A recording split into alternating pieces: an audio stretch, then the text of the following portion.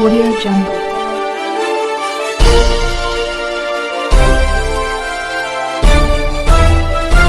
Audio Jungle. अभी आप देख रहे हैं कंचन न्यूज। इसे लाइक शेयर सब्सक्राइब करना ना भूलें ताकि न्यूज का नोटिफिकेशन सबसे पहले आपके पास पहुंचे। अब चलिए खबरें विस्तार से। कौन कह रहा है कि इंडिया गठबंधन टूट रहा है? वही लोग कह रहे हैं जो कहीं ना कहीं कहा करते थे कि एक अकेला सब पर भारी। उनको स्थिति ये आ गया कि जिस दिन से इंडिया का निर्माण हुआ है, इंडिया गठबंधन जिस दिन से अपने संकल्पों के साथ आगे बढ़ा, इनको एनडीए के लोगों की बैठक करनी पड़ी। और जो अकेला होने की बात करते थे कि सब पर भारी है, उनको कहीं ना कहीं और लोगों से यारी करनी पड़ रही है। बताता है कि इंडिया गठबंधन अपने संकल्पों के साथ, मुद्दों के साथ आगे बढ़ रही है, पूरी मजबूती के साथ आगे बढ़ रही है। जिस तरह से हम मोदी बनाम मुद्दों के आधार पर जनता के बीच में जा रहे हैं, जनता के सवालों से जुड़ रहे हैं, जनता के हितों के लिए काम कर रहे हैं, वो दिख रहा है। 17 महीनों में जो महागठबंधन सरकार ने काम किया, तेजस्वी प्रसाद यादव ने संकल्प लिया था 2020 में, राष्ट्रीय जनता दल का मैनिफेस्टो में था कि हम जब सरकार में आएंगे तो 10 लाख लोगों को नौकरी देंगे।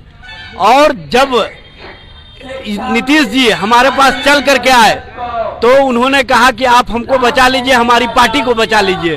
भारतीय जनता पार्टी हमारी पार्टी को तोड़ना चाहती है।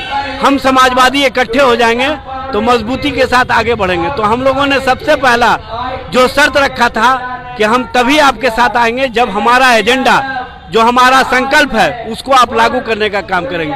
तो आपने देखा होगा कि 9 अगस्त को बिहार में महागठबंधन की सरकार बनी। अब 15 अगस्त को गांधी मैदान की सभा में नीतीश जी ने कहा कि 10 लाख नौकरी और 10 लाख मैं प्लस करता हूं रोजगार, यानी 20 लाख। तो जो हमारा संकल्प था, उस संकल्पों के साथ वो खड़े हुए और हमने जो कहा था वो करके दिखाया। हमने 17 महीनों के अंदर 5 लाख के करीब लोगों को नौकरियां दी। और सबसे बड़ी बात यह है कि हमने 70 दिनों के अंदर 2,17,000 शिक्षकों की बहाली की बीपीएससी के माध्यम से। यह हमारा संकल्प था। देश के इतिहास में ऐसा कोई राज्य नहीं है जिसने 70 दिनों में 2,17,000 लोगों को नौकरियां दी। हमने शिक्षकों से वादा किया था कि आपको राज्यकर्मी का दर्जा दिया जाएगा, उसमें हम पूरी तरह से सफल हुए।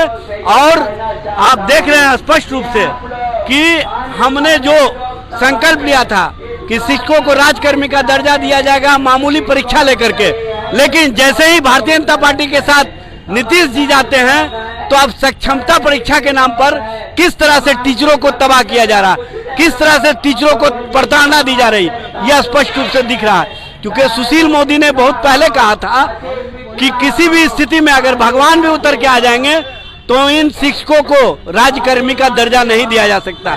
यह स्पष्ट करता है कि भारतीय जनता पार्टी शिक्षकों के प्रति किस तरह का व्यवहार रखती है। और हमारी सरकार जब थी तो हमने मामूली परीक्षा के आधार पर राज्यकर्मी का दर्जा देने की बात की थी।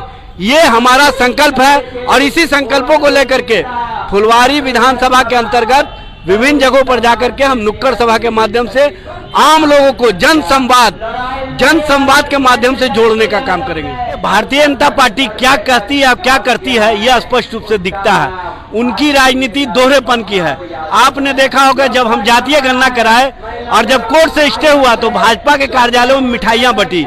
ये स्पष्ट करता है कि उनका पिछड़ों के प्रति कोई प्रेम नहीं है, अति पिछड़ों के प्रति कोई प्रेम नहीं है, दलित आदिवासी के प्रति कोई प्रेम नहीं है।